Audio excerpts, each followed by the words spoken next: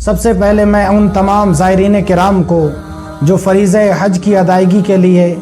حج بیت اللہ کے لیے تشریف لے جا چکے ہیں یا لے جائیں گے مبارکباد پیش کرتا ہوں، اور میں تمام زائرین کرام سے یہ التماس کرتا ہوں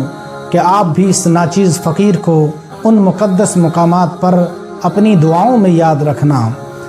فریضہ حج یہ ایک عظیم اور اہم فریضہ ہے جو ہر صاحب استطاعت مسلمان پر فرض ہے۔ جب کوئی مسلمان فریضہ حج کی ادائیگی سے فارغ ہو جاتا ہے تو اللہ رب العزت نہ صرف یہ کہ اس کے گناہوں کو دور فرماتا ہے، بلکہ اللہ تبارک و تعالی اس دنیا کے اندر اس کی زندگی میں اس کے مقدر میں خوشحالی لکھ دیتا ہے، جیسا کہ حدیث پاک ہے۔ حضرت عبداللہ ابن مسعود رضی اللہ تعالیٰ عنہ سے روایت ہے، رسول اللہ صلی اللہ تعالیٰ علیہ وسلم نے ارشاد فرمایا، حج و عمرہ گناہوں کو ایسے دور کر دیتے ہیں جس طرح بھٹی لوہے، چاندی اور سونے کے میل کو دور کرتی ہے۔ معزز سامعین کرام، یہ حجاج کرام جب حج کی ادائیگی کے بعد گھر تشریف لاتے ہیں تو بہت سی فضیلتیں ساتھ لے کر آتے ہیں۔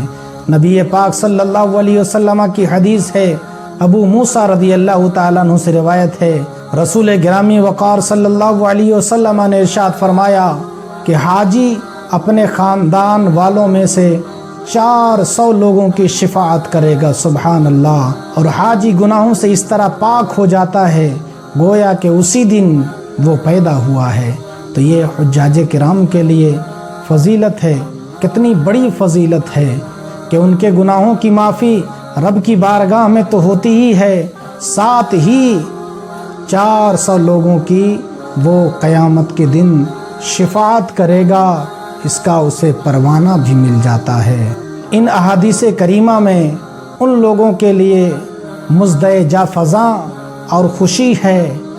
جن کے اوپر حج فرض تھا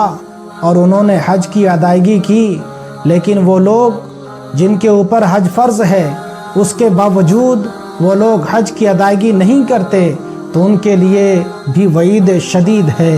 رسول کریم صلی اللہ علیہ وسلم کی حدیث ہے، حضرت ابو ہریرہ رضی اللہ تعالیٰ عنہ سے روایت ہے کہ رسول اللہ صلی اللہ علیہ وسلم نے ارشاد فرمایا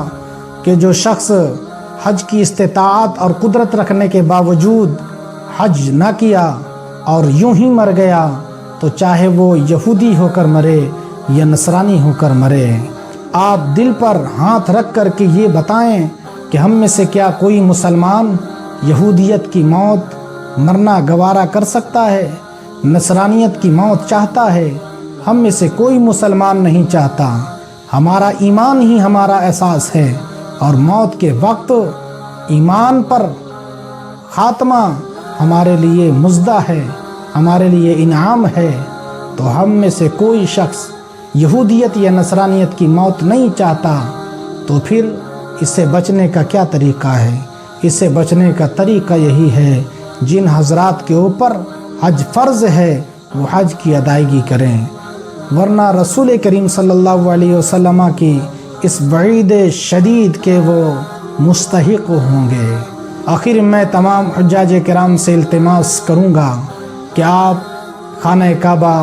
حرم شریف کے اندر جب تشریف لے جائیں یا مقدس مقامات پر تشریف لے جائیں تو آپ زیادہ سے زیادہ نیکیاں کریں اور اپنے دامنوں میں ثواب بٹور کر آئیں۔ حرم شریف کے اندر ایک نیکی کا ثواب 1,00,000 نیکیوں کے برابر ملتا ہے،